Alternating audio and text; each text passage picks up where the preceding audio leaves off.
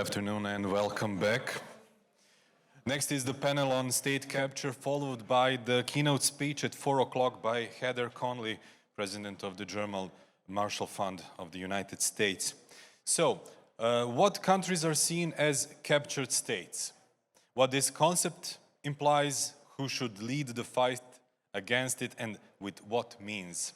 Answers to that questions will be on our speakers in this afternoon's panel, and they are Reinhard Priebe, legal expert, Nikola Dimitrov, President of the Balkan Center for Constructive Policies, Solucija, Lenche Ristoska, Liaison Prosecutor for the Republic of North Macedonia in Eurojust, and Jelena Pejić, Nikić, Senior Researcher in the Belgrade Center for Security Policy. Moderator of this panel is Mr. Ivor Chipkin, Director of New South Institute. Please, gentlemen and ladies, take the floor. Thank you. Yeah. Let's do it like that, yeah. Maybe sit down. And then, please. I don't. Okay.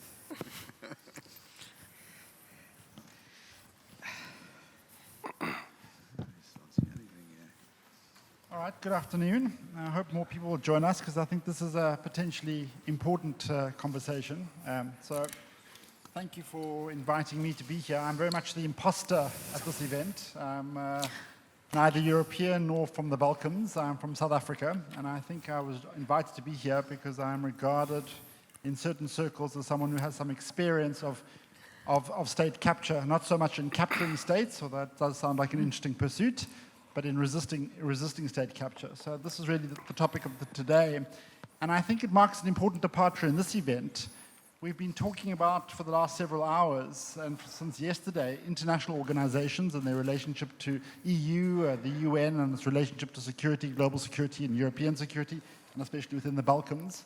I think now we get a chance to move towards the domestic states, the states as key players, the characteristics of states, and how those internal characteristics produce their relationship to security internally and in the region.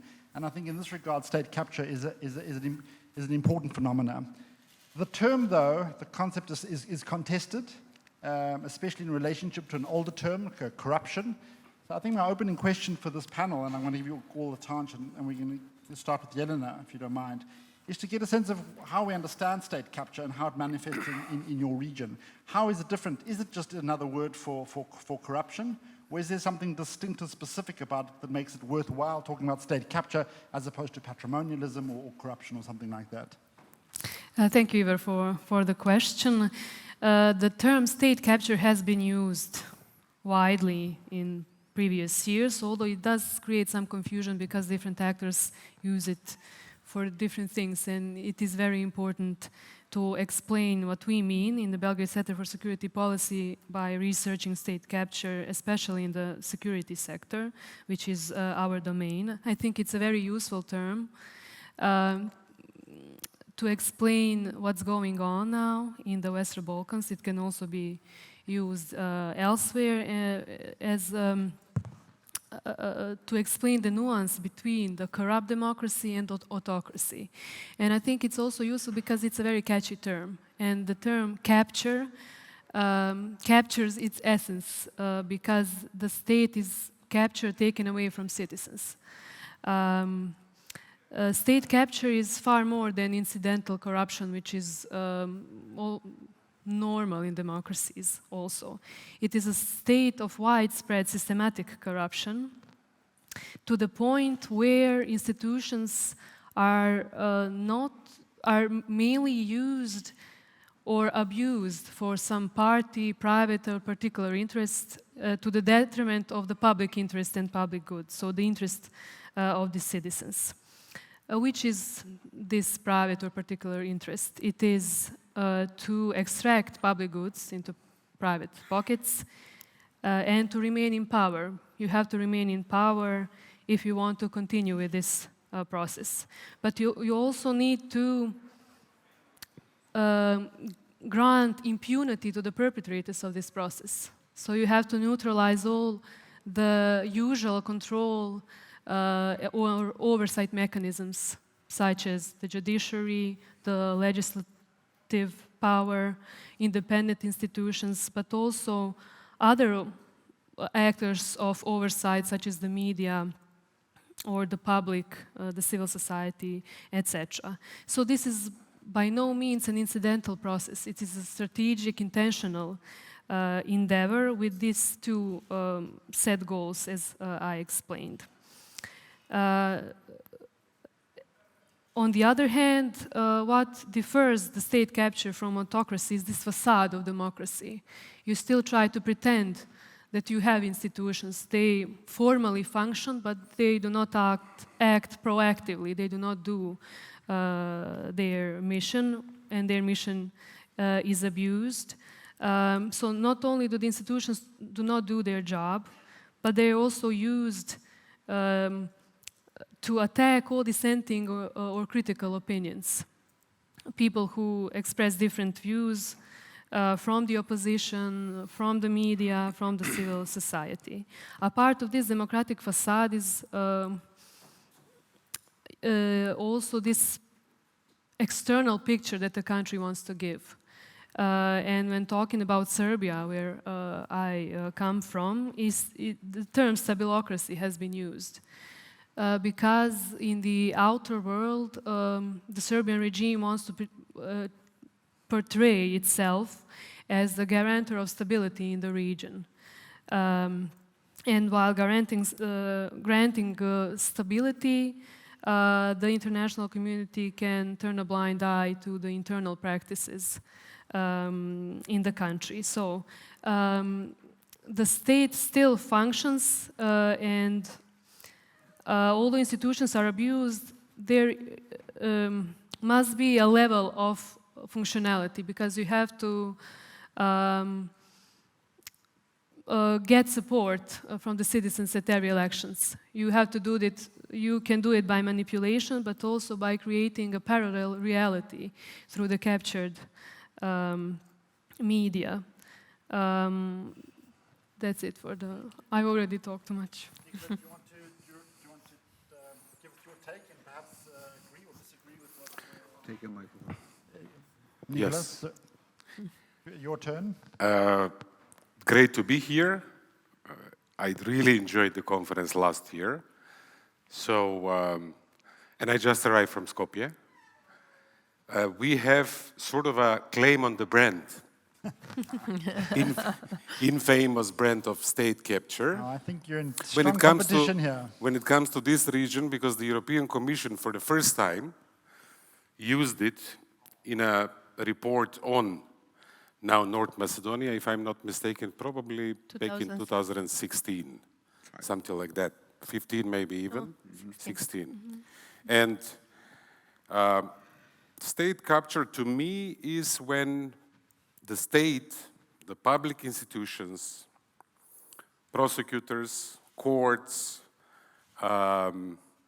ministries, local administration, they do not serve the public interest, the common good, the interest of the people. They serve the party and sometimes the private interest of the party leadership. And the bad news from our experience, I used to come to Belgrade with good news. There was a drive to give strength to strengthen institutions. But I think we failed. And we are now back, only the hope is lost. We have apathy, and we again have state capture. The bad news is you cannot free the state institutions only with change of power. You can topple a political regime, it's not enough. You have to reboot the system. And for this you need a political class that will move in that direction, but an immense public pressure coming from the people. Otherwise, it won't be possible. Why I say we are back in, we have done a very sad, upsetting U-turn back. Our change of power back in 2016-17 was about justice. We had leaks, all people heard governance was really terrible, And essentially it was about becoming rich and getting votes. So we mobilized and we toppled them. So the promise was justice. What we have now, 5-6 years later, is we have the successor of this government that was brought in place to deliver justice is all about impunity. Only 3 weeks ago, something like that, they changed the criminal code to reduce the sanctions for high-level corruption and abuse of office. Legally also reducing the statute of limitations, so many of the cases, active cases, are going down the drain. Nowadays, I hear there is political pressure on the Supreme Court to revive legally the pardons of the late President Ivanov. So there is a lot about impunity. And I think there is no other way by we either give up as Macedonian citizens or we decide to, pick up the fight again because justice was not delivered. To make it a bit more difficult, we live in a geopolitical moment where countries still talk about values, but our natural allies are not as principled as we would like them to be. They become somewhat opportunistic. So the readiness to turn a blind eye to obvious backsliding is actually worrying. Only because maybe we are friends with them, they listen to us. You cannot compromise on the big principles, on freedom of the media, on justice, on rule of law. And I think we can never be a stable region if we don't take the rule of law seriously. So I feel, and I say this with great sadness, that the tissue, the fabric of my country is actually almost falling apart. Because the trust in the judiciary is ignorable. I think maybe 1 or 2% of the people have full trust in the judiciary. People don't think, justice can be actually delivered in the country.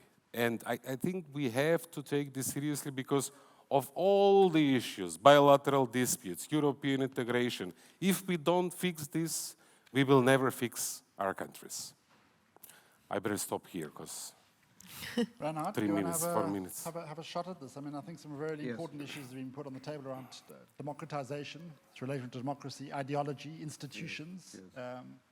Well, as far as I see, this concept of state capture is a relatively new one. I've been dealing with the Balkans for years, for decades, but I came across this notion only 4 or 5 years ago. And it is more different from corruption, in my view. We could spend the rest of the hour to define the state capture. One element is certainly that it is more than some shortcomings here and there. It's not that the system of promoting judges in the country is not the best one, but it has a dimension of gravity, and we should leave it by that. We should not call everything which is going wrong and which is not compatible to European standards state capture. It has a gravity.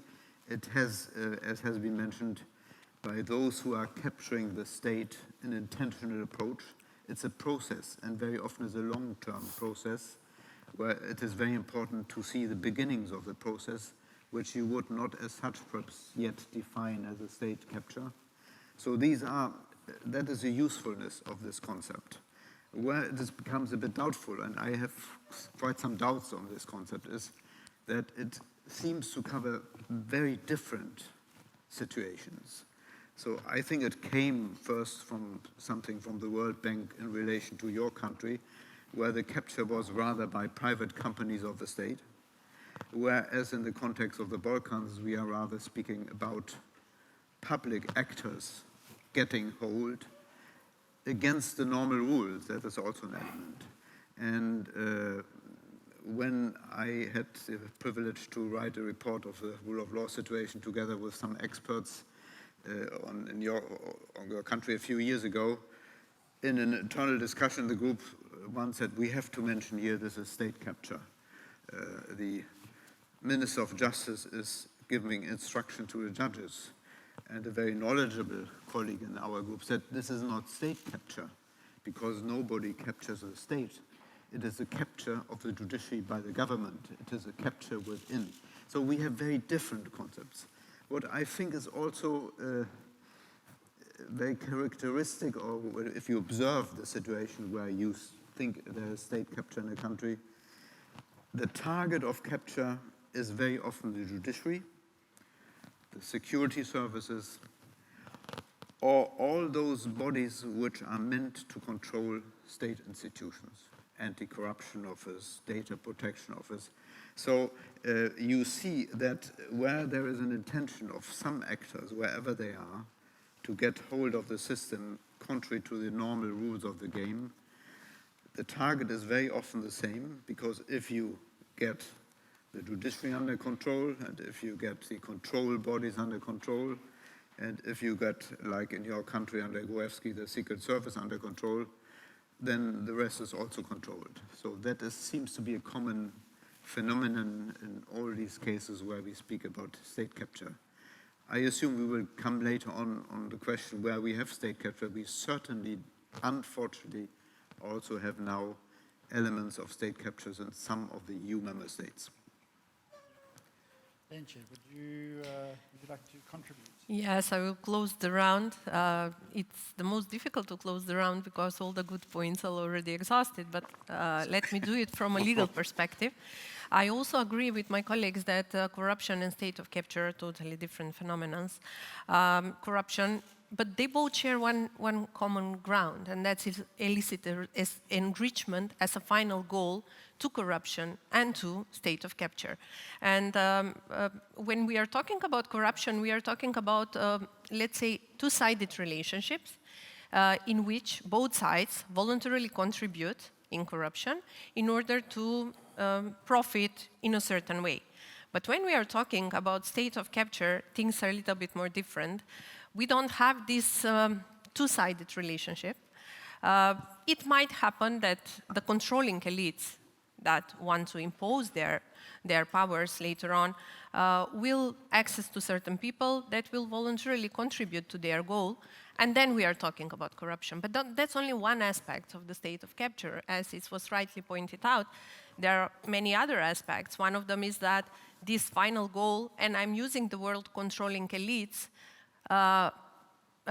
intentionally, because not always the political parties are the controlling elites. Sometimes they are governed by economical centers, which are more powerful by them.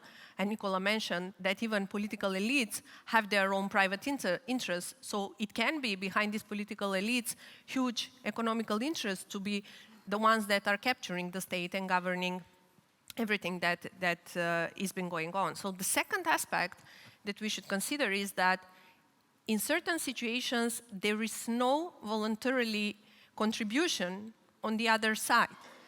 In some situations, when controlling elites want to impose their power, they use threats, they use mobbing toward the people employed in the state agency, in the governmental bodies, etc.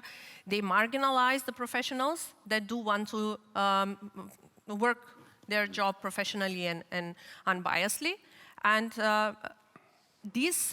sometimes there is violence in implementation toward their end goals. So all these criminal aspects will understand that we have corruption, we have all these violent crimes for achieving the same goal, and moreover, what Jelena rightly pointed out, we have this third set of element within the captured state, which goes beyond the criminal liability, and that is influencing the freedom of speech, the freedom of media, spreading misinformation, influencing the transparency, etc., as a third set of diminishers, I would say, toward the democratic values in the society. And to me, a state of capture is a hub that integrates all these three aspects that I was talking about. And seeing from this perspective, I may say that all of this is toward the same goal. People that have power want to contain their power for the future illicit enrichments, so they will have this situation that will enable illicit enrichment in the future for them, but at the same time, which is the most important thing, will grant impunity for their actions. Thank you. So I think what's interesting, already we have a framework which I think is useful around stressing the character of democracy. This is a challenge to democratic politics. It's a political phenomenon. It focuses on institutions, capturing public institutions and weakening them in all cases. And also, this is the third element which I think is so important, and I want to draw a conversation around this. It has an ideology, and I want to explore what that ideology is. In South Africa, it had a very strong ideology, one which invoked post-colonial and decolonial language to justify it, called itself a project of radical economic transformation. It was very clearly an ideological and political project in that regard. So we've been discussing at a fairly high level, abstract level. Can we move to a more sort of concrete discussion about state capture in your particular environments? And Lenche, should we start with you, but anyone just jump in afterwards? Okay, it was 2015, the year when I personally witnessed what a state capture truly feels like. Just to give a short background, 2015 was the year when North Macedonia was affected by a huge wiretap scandal that led to a political crisis. And as a solution to that political crisis, it was agreed that one of the solutions will be forming of a special prosecution office that will investigate the wiretap scandal, who is doing this wiretapping, and to investigate, as Nikola mentioned, all the alleged crimes that we could hear from the wiretaps, mass corruption, etc., etc., etc. My former boss was elected as a special prosecutor, and that's how I became a member to the Special Prosecution Office, serving as her deputy. Some of the cases I've been working on involved investigating exactly that, whether the Secret Service was illegally wiretapping citizens. And I was among the cases that give me the sense of the feeling about state capture beside these corruption cases was investigating illegal political party financing at that time. So from my perspective, I could say that the state of capture functioned at different levels in North Macedonia at that time.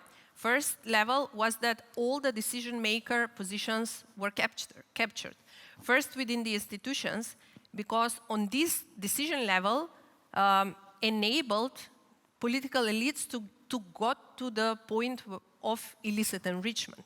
So the decision makers within the executive bodies, the institutions, agencies, enable them through their decisions to come to the point of illicit enrichment. Second level of protection was through the justice system. So as it was pointed out, security services, police, prosecutor offices, courts were also captured, and certain cases will never have to be investigated or will never have to see the end of the light, even if some kind of investigation existed. So I would say that in this system that was created, like this magic circle that can never end, forming a special prosecution office, was like a little glimpse that just changed this constant ring. We had our independent investigators, so we were able, outside of the system, to investigate on what was going on within this magical circle and within this system. And what I can tell you that as a prosecutor, investigating previously and investigating during the SPO was totally different. Institutions were not compliant at all. As a prosecutor, you will send requests to get the evidence. We were totally ignored. No response from the state institutions. Sometimes there would be response, but very few evidence will be given, unimportant ones. Sometimes we would have been given so much evidence, but not the important ones. So again, all the procedure will be stopped. Let me just remind myself, that because there were many abstractions, yes, we would receive falsified documents. That later in the state you believe that that's true because that was issued by state institution, and later you find out that somebody from the state institution gave you falsified evidence. And there was a huge misuse of the procedures for classifying documents, so everything suddenly became a state secret. Clearance certificates were required to have on the highest level in order to access a data that when we accessed, we saw that there is no need for that such a level of secrecy.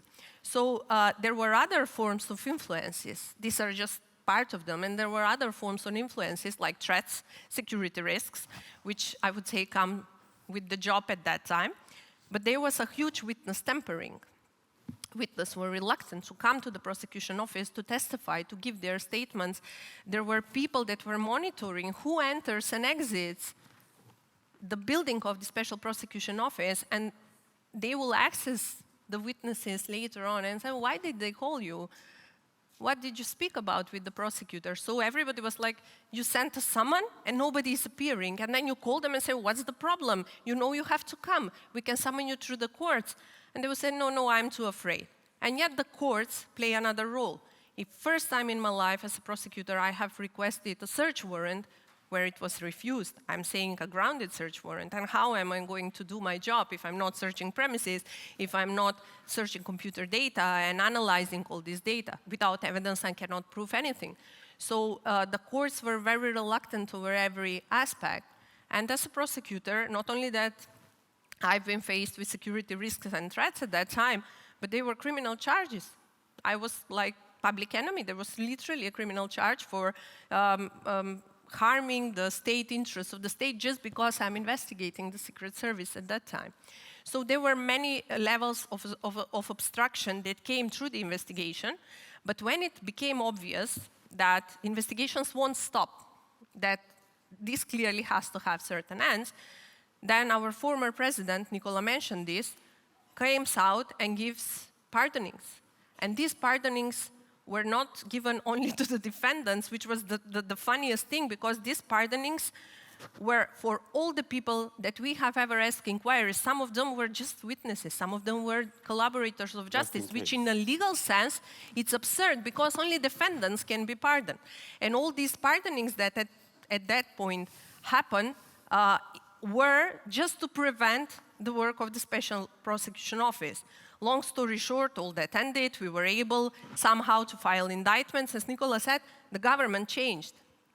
But if you're asking me, things didn't. So, I mean, what strikes me and what is so fascinating is that your prosecuting authority had retained some autonomy during this period. Yes. Whereas in South Africa, they captured the leadership of the prosecuting authority itself. Yes, but I was going to get to that point now in my expose further on.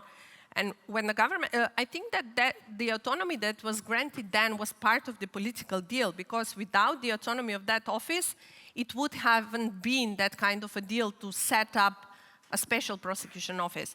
The thing that happened next is that after the government change, it was the first time when my boss said, you won't be working on this case ever again, and she mustn't receive any information on this case, which was really awkward from one regard. And then later, years later, we see that she's arrested for corruption as well.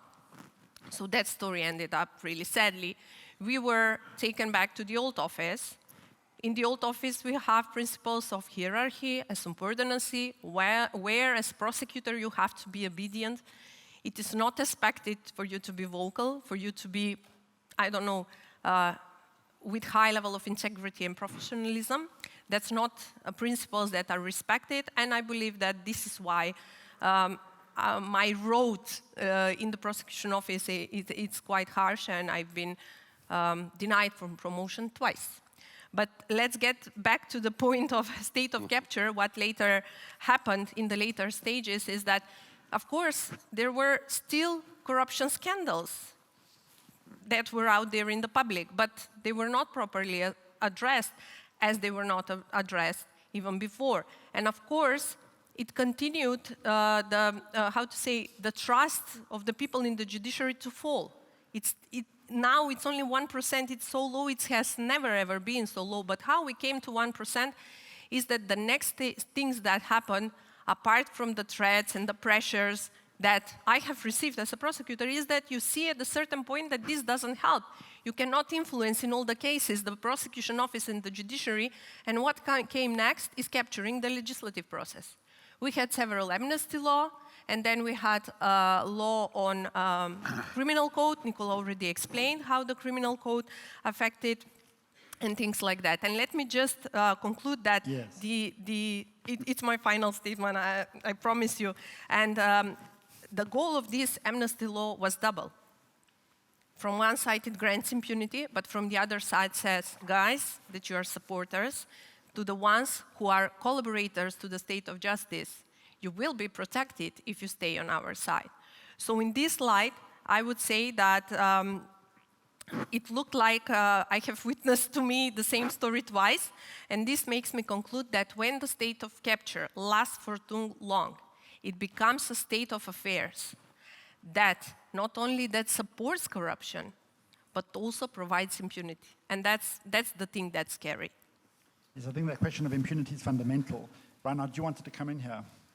Yes, well, we are talking a lot about Macedonia, and you rightly said that the notion came up in the Gruevski wiretapping scandals. In a report, I think 5 years old, the European Commission said that there are elements of state capture in all the Western Balkan states, which dispenses us from starting now a discussion which of the Western Balkan countries is state capture free and which is not. You have elements everywhere, maybe in different degrees, and as I said, in very different situations.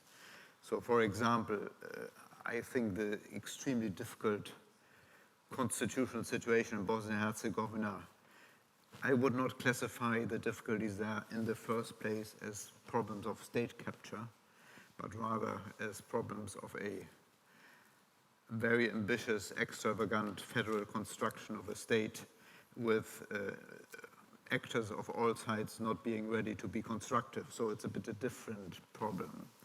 Now, the issue from a European side is, of course, the question, how does state capture influence the enlargement process?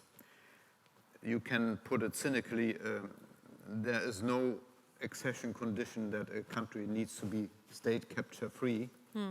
But having said that, you can hardly imagine if you have serious situations of state captures that there will be any speedy progress towards membership of the European Union. So, and even worse, very often the European Union has no other choice to deal in the pre-accession process with those people who are the state capturers, or who are suspected to be the state captors, and then huge mistakes have been made in the past on this, promoting as good counterparts politicians who have turned out later on to be the biggest problem of the country. So the issue is, how can you improve things? And even more so, how can the European Union help the countries to improve things when we are having ourselves, and it's not only Hungary, but Hungary certainly, strong elements of state capture in some of our EU countries. And you could, in a provocative way, even say further on, the fact that the Hungarian Prime Minister a few days ago qualified the majority decision of the Council of Ministers on migration as a legal rape might be the beginning of capture of the European Union by some of the heads of government. Well, this is a bit exaggerated, perhaps. So it is a situation where you hardly find solution. Hardly find solution coming from within the institutions. It must come from outside, from NGOs, from independent bodies. The capability where you have state capture, that within the institutions you will overcome the problem. I doubt that this will happen. I think there's a lot of wanting to move on to the question of how to resist, but I want to, Jelena, I want to bring you in here around how does this story relate to the story here, the Serbia? Is this a similar sort of mechanism to the way it happened? It's the state has been captured in Serbia. It's very different to the way it happened in South Africa, and it's worth thinking around that. And it might come to a kind of a typology to deal with Reinhard's question mark about the existence of the phenomenon itself. But what is the Serbian situation? Does it resemble that in North Macedonia? Well, all the state captors or autocrats copy recipes for capturing, but nevertheless, all these countries are different. They have different factors influencing it, and that is very important when we discuss the next step, how to decapture a captured state. For example, when I read the Priebe report for Macedonia, it was like I could just replace North Macedonia with Serbia, because in the Belgrade Center for Security Policy we have been monitoring the security sector even before. I mean, we exist more than 25 years. We were always advocating for security sector reform.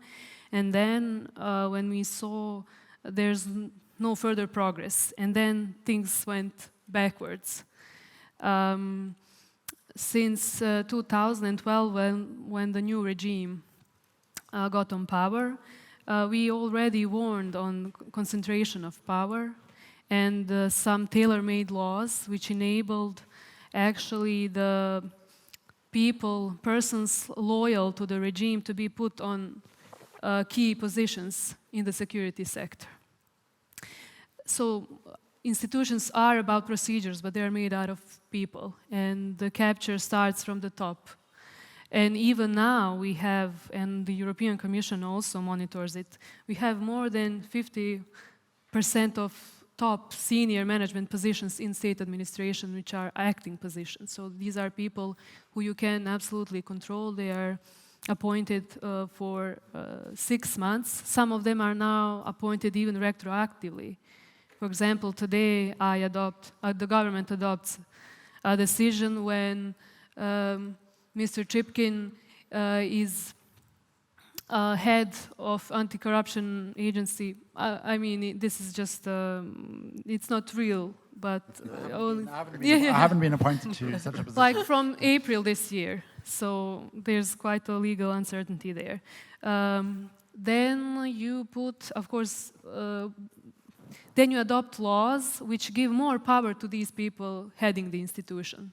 They give them more discretionary powers. At the same time, we've seen, we were bombed by legislative proposals in the security sector regarding the armed forces, the police, even security services, which all had the same trends. So increasing discretionary powers of these top officials, which are political appointees, then decreasing transparency in these institutions so that we cannot control them. And also giving more power to these institutions to control the population. And the latest example was actually very current, the draft law on internal affairs.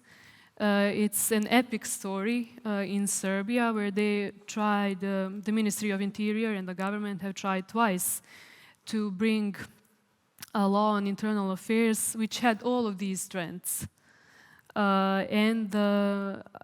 It has been although a success story because the civil society has alarmed the citizens that this goes to the detriment of them, their human rights, and also the international community, first and foremost the European Union that monitors rule of law processes in the country.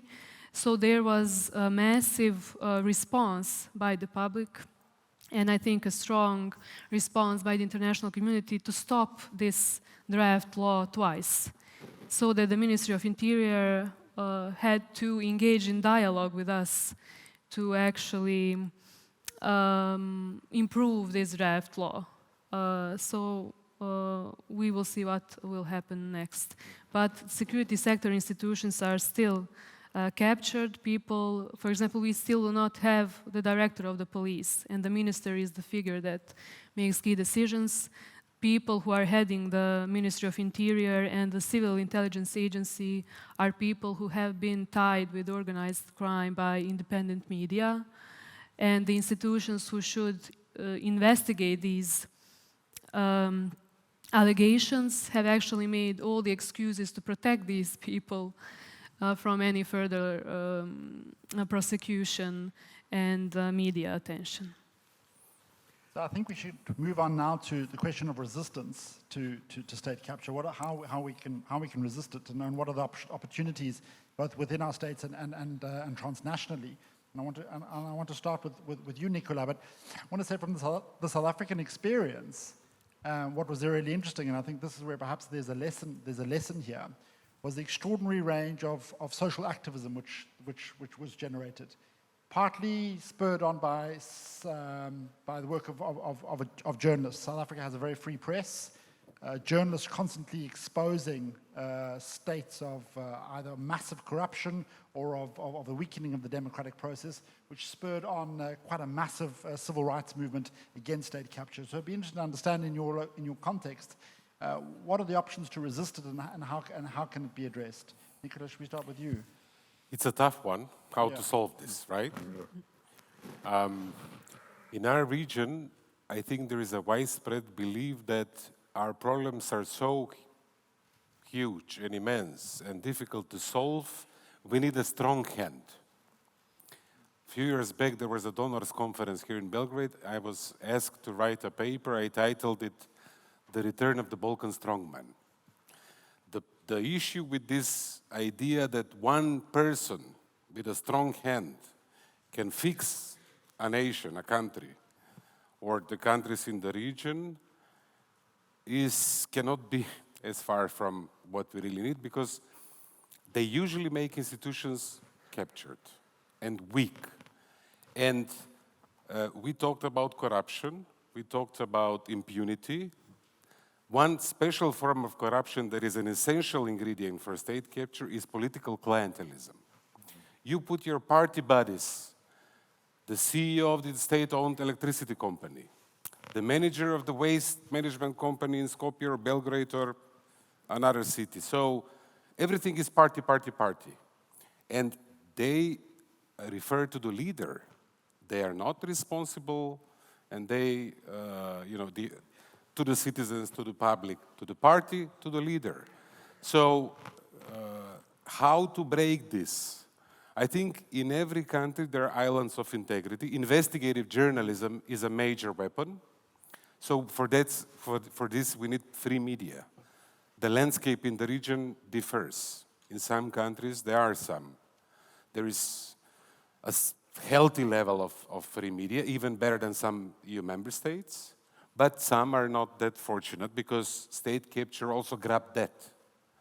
Then it can be an ombudsman in a country. It can be someone like Lenche, who is part of the public prosecutor's office. I hope there are more of them. It can be State Commission Against Corruption, praised in Brussels, criticized in Skopje by the government, or the State Audit Office.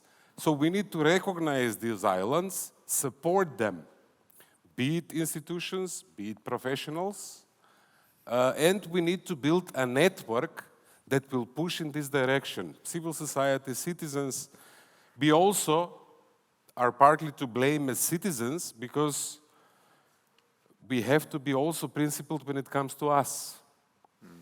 I don't ask a favor. What is clientelism? It's a system where, in order to become a judge, you owe favors. If you owe favors to the politicians, you are not independent.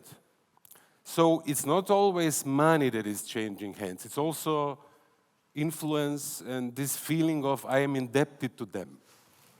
So we need to break that. Not easy, but this is our generational challenge and task. What is so interesting is you've put your finger on a whole range of areas, but one of the key ones which you've all spoken about without actually using the term, and that is around public administration, public service. So the ability to deploy or appoint people in key positions is often a function of the rules of public service. So this is a key vulnerability. In the South African case, state capture was facilitated by the fact that in the public service system in South Africa specifically allowed the president and ministers to make appointments in key government departments. So these sorts of public service issues are key. And I just want to make a link to the previous session. The panel before this was on philanthropy, and the questions around what sort of things which organizations, progressive philanthropists should be supporting in defending democracy.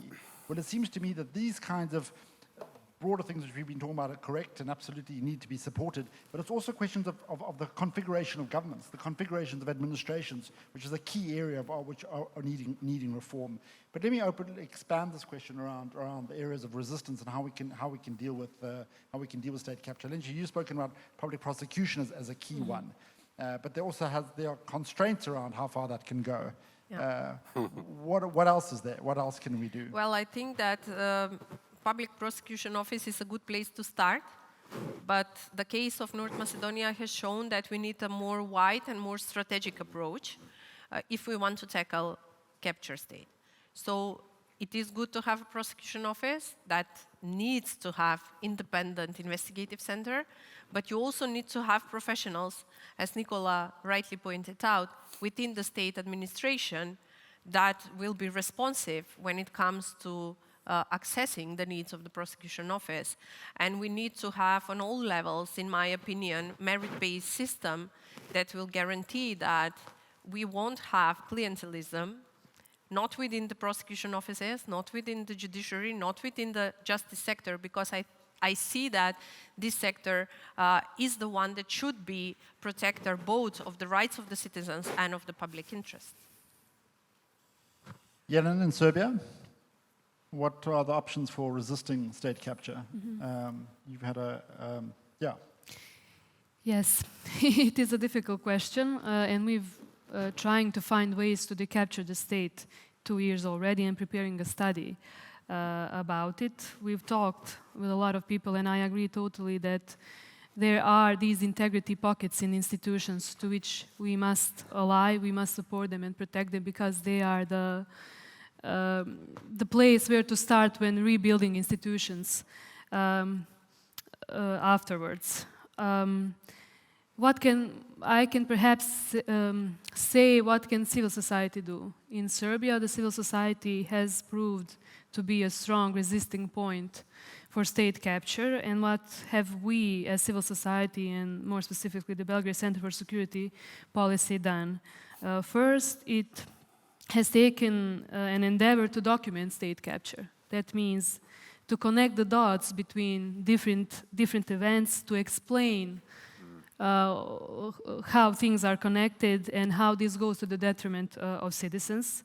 Then furthermore, we alarm the public and we alarm the citizens. We try, but the media scene is also captured, so we do not reach that many people. But we also alarm the international community, who can also be our ally in stopping some bad practices or legalizing bad practices through laws.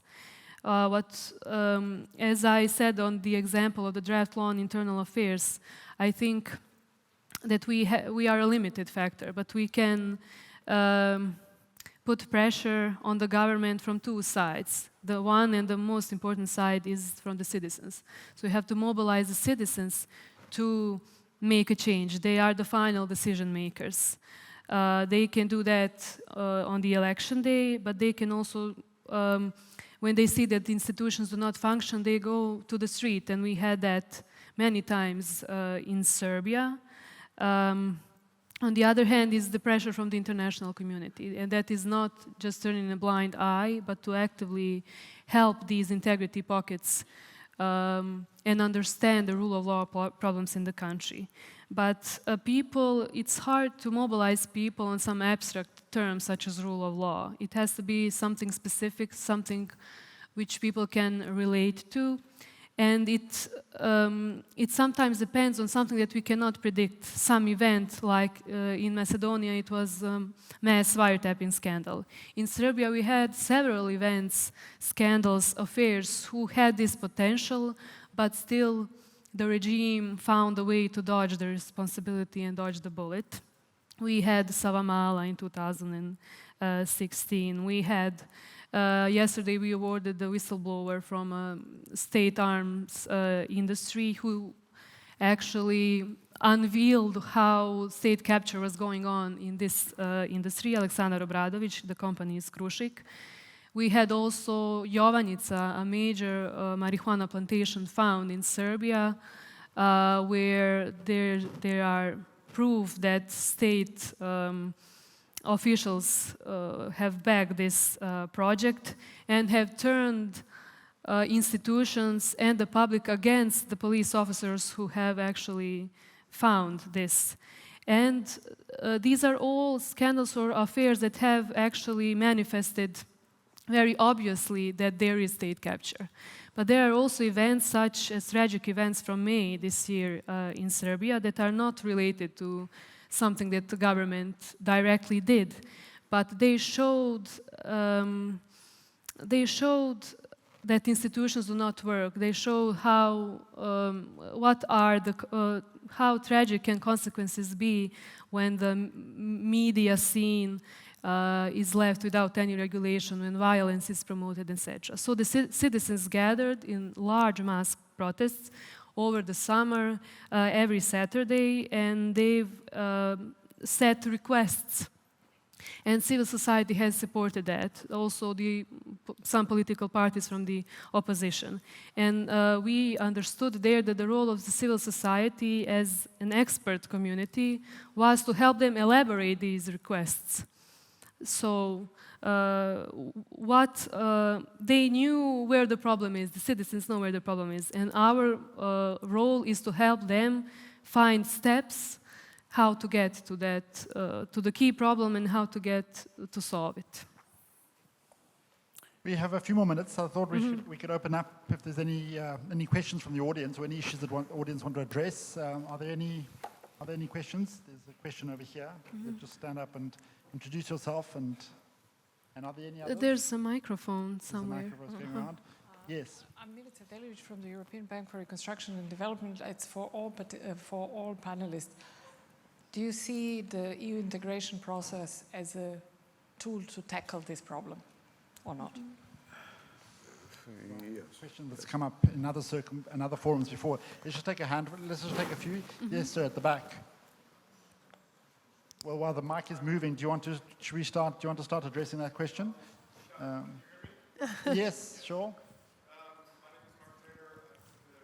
Foundation for Justice. A quick question maybe for Jelena about the integrities, the islands of integrity or the pockets of integrity. How would you go about identifying those? Have you an analysis about what kinds of criteria to look for?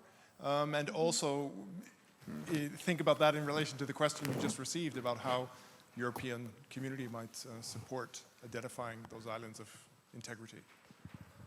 We're not going to get time for a second round, so let's see if are there any other questions which people want to deal with? Yes, sir, there's a question over here.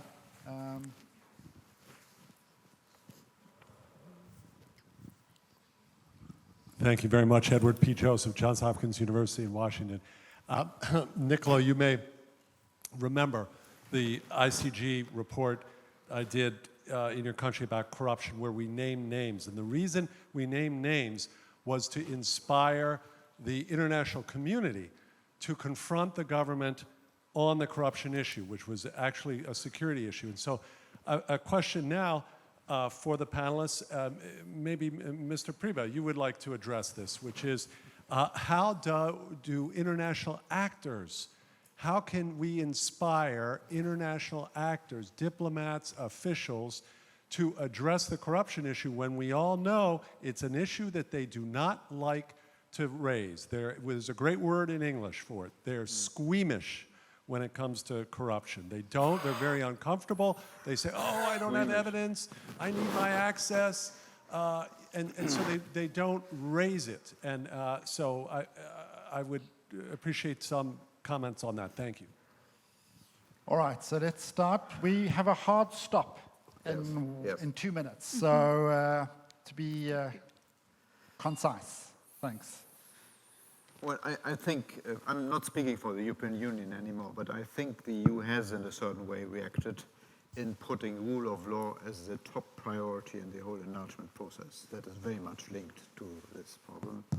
What we rightly heard from all of you is, at the end, and I don't want to sound arrogant, it is a cultural problem.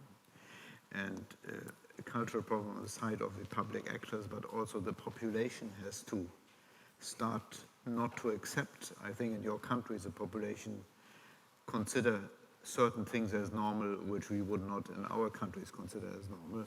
So it will be a long process, and what is, in my view, key to put more focus on putting on the key position in the state independent persons. And maybe what the European Union made as a mistake in the past. We were all very keen to have the right legislation in your official journal, because this is part of the acquis communautaire, and we might have neglected governance beyond legislation. Yes, well, sorry. There were several questions, not enough time. Yes, well, the role of the EU, we still consider the EU as our ally to help us actually reform the institutions. We've also, however, and we promoted another study at this same conference last year where we actually tracked down all the deficiencies of the accession process and that enabled state capture in Serbia to go in parallel with the enlargement process. So the process is too technical. The European Commission couldn't connect the dots. It couldn't link the political criteria with chapters 23 and 24. Some of that has changed even with this new clusterized methodology. 10 seconds I need. I think we are being pushed. Yes. Can I jump in? Yes. Full agreement. I think we need to have a process that is really merit-based, not only say that the accession process is merit-based. It's too politicized. We need a process that brings us somewhere. So, is membership on the table or not?